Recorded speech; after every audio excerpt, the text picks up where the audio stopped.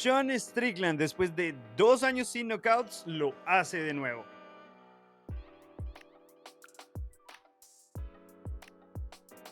Pero la sorpresa de la noche fue una patada giratoria que nadie vio venir.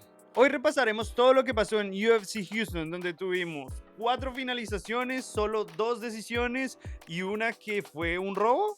Michel Pereira contra Zachary Reis. Michel Pereira salió en esta ocasión como el viejo Pereira, a presionar, a ser impredecible. Sí, ya no está como en edad para estar dando volteretas y menos contra este tipo de oposición. Pero salió mucho mejor, se le vio mucho mejor físicamente. En las predicciones ya habíamos hablado de esto, que la diferencia era esa forma física, y estuvo de vuelta después de llevarse esas 3 derrotas. Ahora, de verdad tiene que ser algo en su entrenamiento, tiene que ser algo que físicamente había dejado de hacer y ahora está haciendo de nuevo, porque no fue solo una cuestión de actitud, incluso su mandíbula era mejor. A él lo habían noqueado en el primer round de la última pelea y esta vez recibió golpes muy fuertes de Zachary Reis. De hecho, por eso me parece tan controvertida esta decisión en específico. Para mí, Zachary Reis, ok, pierde el primer round, Michel Pereira sale como un animal, va, lo estrella y por agresividad termina conectando mejor, termina conectando bien y llevándose ese primer round, no hay duda. El segundo round, todos de Zachary Reis, nadie puede discutir ese segundo round. Reis se lo lleva de calle, conecta los mejores golpes, es mucho más preciso, más eficiente. Cada vez que tiraba un golpe lo hacía con sentido y terminó impactándolo muchas veces. Ahora el tercer round, ok, es el más difícil y creo que aquí está la diferencia. Creo que la forma en que tomó los golpes Michel Pereira era mucho mejor que Zachary Reis y eso es lo que hace que se lleve la victoria, porque no mostraba esos signos de debilidad.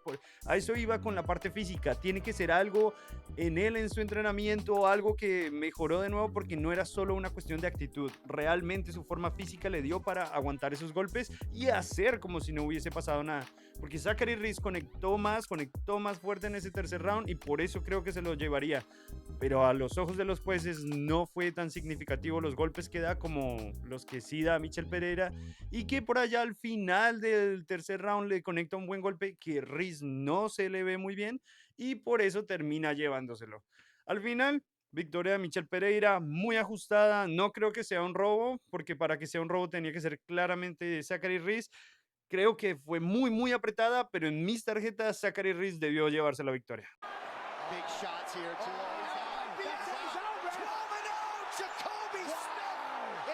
Siguiente pelea de la cartelera: Jacoby Smith versus Josiah Harrell.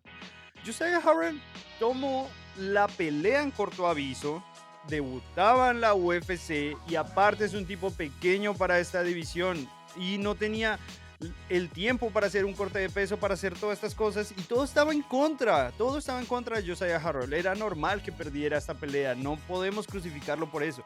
Ahora, Jacoby Smith mostró niveles. El tipo de verdad es un prospecto para la división. Invirtió la posición en dos ocasiones, ambas de una forma preciosa, y termina noqueando. Un poco curioso el knockout, no sé exactamente el momento. El codazo parecía ya tenerlo bastante mal a Josiah Harrell, pero la cuestión aquí también es...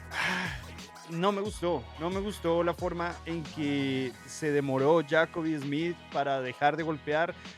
El juez ya había intervenido. Creo que en parte sí es una parada un poquito tardía. Sí, el juez de pronto se demoró un poco, pero creo que sigue siendo dentro de lo normal. Lo que no es normal es que Jacoby Smith, después de que el juez intervenga, lo golpee un par de ocasiones más con fuerza. No eran golpes, de esos golpes como para llenar el espacio, no eran golpes de volumen, eran golpes de poder, y le dio otros dos. Era completamente innecesario.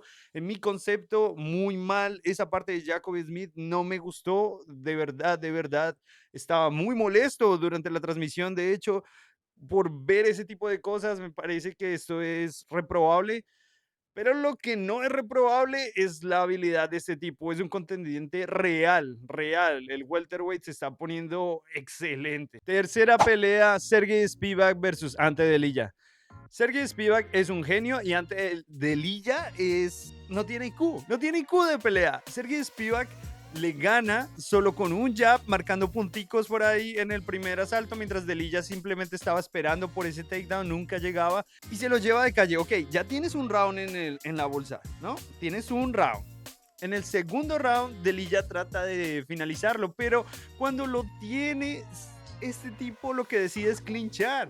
Clinchea contra Spivak, que es exactamente lo que tenía que evitar, y le da la posibilidad de sobrevivir el round. Y para el tercero, pues Spivak simplemente vuelve a darle un par de jabs por la mitad del primer round, y para el final del segundo round lo derriba y lo controla, y ya te llevaste el round de que ya lo tienes en la bolsa. Primero y tercer round para Spivak, muy buena victoria.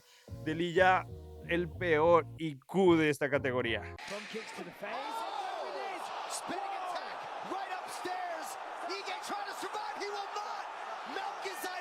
Tercera pelea, Dan Ige versus Melquizael Costa. Dan Ige es un tipo durísimo y eso quiero que lo tengamos muy en la cabeza, muy en cuenta. Dan Ige es el mismo tipo que aceptó una pelea a 1 hora de diferencia contra Diego López y no fue finalizado. Es ese tipo, es un tipo que ha peleado contra lo mejor de esta categoría, contra lo mejor, nunca había sido finalizado. Melquizael Costa lo finaliza en el primer round. Melquizael Costa es real. El tipo va a estar sonando en esta categoría, va a llegar muy arriba. No sé exactamente cuál es la forma de pararlo ahora. Pareciera ser que su lucha podría ser el único inconveniente, el único hueco que tenga, porque realmente ese striking está excelente. Esas patadas de toda clase, lo lastima con una patada frontal, lo termina noqueando con una patada giratoria, le condiciona las manos, pateaba desde la guardia izquierda para mantener ocupada la mano derecha, la mano de poder de Dan Ige. ¿Por qué? Porque sabía que de pronto si el boxeo no es su fuerte, lo tenía que mantener a esa distancia y lo tenía que mantener ocupado. Lo hizo perfecto, lastima. El tipo no sé qué tiene en las piernas, las patadas son durísimas. De Melquizael Costa espero muy buenas cosas. Quiero recalcar de nuevo lo bueno que sigue y que fue finalizado en el primer round por Melquizael Costa. El tipo es real.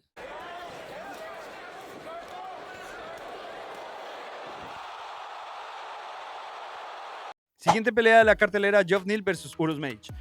El tipo tiene muchísimo poder. Uros Mage era capaz de hacer esto, se sabía que podía llegar a hacer este tipo de intercambios, pero realmente no creí que llegara tan pronto. Creí que le iba a destrozar la pierna a Geoff Neal primero antes de medirse de esa manera en el pocket, pero la verdad es que entra al pocket, él lo propone, se queda y termina conectándolo y de un solo golpe apagándole las luces a Geoff Neal. Eso es mucho poder. Geoff Neal no es cualquiera. Recuerde que Rakhmonov o Ian Garry no lo puede. Ian Garry casi ni siquiera le gana. Rakhmonov no fue capaz de finalizarlo sino hasta el último round y por una sumisión ahí total muy extraña. Todos esos strikings no habían sido capaces de hacer lo que hizo Uros Mage, ni siquiera Prates. Lo que acabamos de ver, lo que vimos de Uros Mage, incluso fue mucho más contundente de lo que hizo Prates en mi concepto. Uros Mage es un tipo del que hay que cuidarse. El tipo puede ser noqueado, sí, pero sale con todo y se mete en el pocket y se queda. Eso es peligrosísimo. Y tiene poder de knockout. Va a ser un problema en esta división.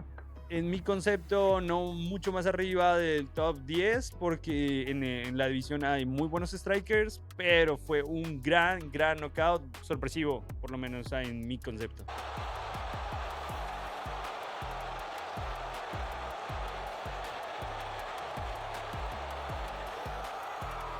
Buen momento para recordarles que si les gusta el contenido le pueden dar like, suscríbanse para más videos, comenten, ya saben cómo funciona el algoritmo. Sean Strickland versus Anthony Hernández. El tipo no noqueaba a nadie desde hace 2 años. Bueno, está bien, había peleado contra lo mejor de la división. Pero Anthony Hernández era un tipo que podía recibir un montón de golpes y aún así seguía para adelante. Ok, los golpes al cuerpo siempre habían sido su debilidad. Se dobló contra Michel Pereira y se ha doblado en otras ocasiones cuando le tocan el cuerpo. Pero Sean Strickland no era exactamente un peleador que trabajara el cuerpo de la mejor manera. Cuando tus tres armas principales son jab, recto y un tip, realmente no esperaba que le pudiera tocar el cuerpo a Fluffy Hernández de esa manera. De hecho, bueno, sí, le vimos lo Fluffy a Fluffy. El tipo termina noqueándolo porque, a ver, tenemos que tomar eso con calma, con pinza. Sean Strickland lo noquea de ese rodillazo. Fue la rodilla la que cambió todo. ¿Y Sean Strickland acaso es famoso por sus rodillas? Honestamente, no es por golpear al cuerpo, no esperaba que tuviera una herramienta que tocara la debilidad de Anthony Hernández de esa manera y terminó dándole un rodillazo. Sí, todos tienen a disposición los rodillazos y todos entrenan rodillazos, sí, lo sé, lo entiendo. Pero no era famoso por eso, no era famoso por trabajar el cuerpo de sus oponentes, no es su plan A y terminó por hacerlo en esta ocasión, termina llevándose el knockout. Muy buena pelea, eso sí tengo que decirlo, no dejó en ningún momento estar como a Anthony Hernández, no lo dejó hacer su juego. Y por parte de Anthony Hernández también tengo esa duda, porque parecía que quería guardar ese orgullo, parecía que quería mostrar algo, él quería demostrar. El tipo lleva, creo, a ver, díganme en los comentarios si no estoy en lo cierto, pero el tipo por fin lleva a sus hijos a ver una pelea. Estaban los cuatro ahí viendo la pelea justo enfrente de ellos. Estaban viendo a su papá pelear y el tipo, creo que por eso trata de intercambiar más con Sean Strickland, de estar de pie, de ir al tú por tú. Seguramente no notó una pegada demasiado fuerte por parte de Strickland porque él ha peleado contra peleadores mucho más fuertes, mucho mejores, con mucho más poder, por lo menos en sus manos. Sean Strickland no es famoso por eso y tal vez por eso es que decide fajarse con él. Grave error, nunca impuso su juego, nunca trató de activamente de clinchar, porque sí, lo hizo en alguna ocasión, sí, tuvo algún intento de derribo. Y Sean Strickland tiene una gran defensa de derribos, es muy bueno derribando. Había que encadenar esos derribos, había que cambiar de posición a posición para hacer la diferencia, había que tumbarlo una sola vez, había que clincharlo durante 2 minutos para cansarlo, para sacarlo de su juego, porque una vez Sean Strickland tiene tu ritmo, ya no te deja. Cuando sabe que tú vas a golpear, sabe que vas a hacer un movimiento, solo saca un jab una milésima de segundo antes, conecta antes que tú y te comienza a sacar. Y Sean Strickland tenía el ritmo de Anthony Hernández muy bien grabado, ya lo reconocía. Esto es una habilidad que tal vez no es tan aplaudida de parte de Sean Strickland, pero creo que su juego, lo que él es diferente, es exactamente eso: encontrar el ritmo del rival, encontrar y tener muy buen sentido del timing, justo golpear antes de que tu rival haga algo. Esa es la mejor defensa que tiene él, esa es su gran habilidad. Y Anthony Hernández no supo cambiar ese ritmo, trató de hacer, entiendo algo, Anthony Hernández trató de hacer combinaciones un poco más largas para ver si así podía encontrar a Sean Strickland. Si lanzaba un golpe, 2 golpes en una ocasión y luego lanzaba 4, creo que intentaba cazarlo en una de esas ocasiones, pero no es su plan A y se veía, realmente era muy evidente que Anthony Hernández no es ese gran striker. Nunca encontró su juego, nunca encontró la manera y terminó pasándole factura. Le dio 15 minutos de posibilidades y de oportunidades a Sean Strickland para lastimarlo y Sean Strickland las aprovechó. Muy buena victoria de Sean Strickland, fue mejor esta noche, fue exactamente lo que Fluffy dice. De verdad tenía mucha confianza en Fluffy, venía con una muy buena seguidilla de victorias, iba todo muy bien, pero ¿y ahora qué queda para Strickland? ¿Acaso otro title shot? Porque hay algo que sí está claro: Anthony Hernández parecía ser capaz de hacerle frente a Khamzat Chimaev, por lo menos antes de esta pelea. Entonces, él era uno de los candidatos, como, así como RDR. El tipo también estaba ahí a las puertas hasta que pierde contra Brendan Allen. Y de hecho, Anthony Hernández le gana a Brendan Allen. Estábamos hablando de probablemente la mejor oposición que tuviera en la categoría Hamzat Chimaev. Y ahora Sean Strickland se vuelve a poner de frente. ¿Va a ser esta la pelea por el título? Recordemos que, ¿quién está por ahí? ¿Imavov? Imavov perdió contra Sean Strickland también. Estamos a la puerta de un title shot. Y como siempre, dale like si te gustó, comenta, ya sabes cómo funciona el algoritmo. Suscríbete si aún no lo has hecho y nos vemos a la próxima.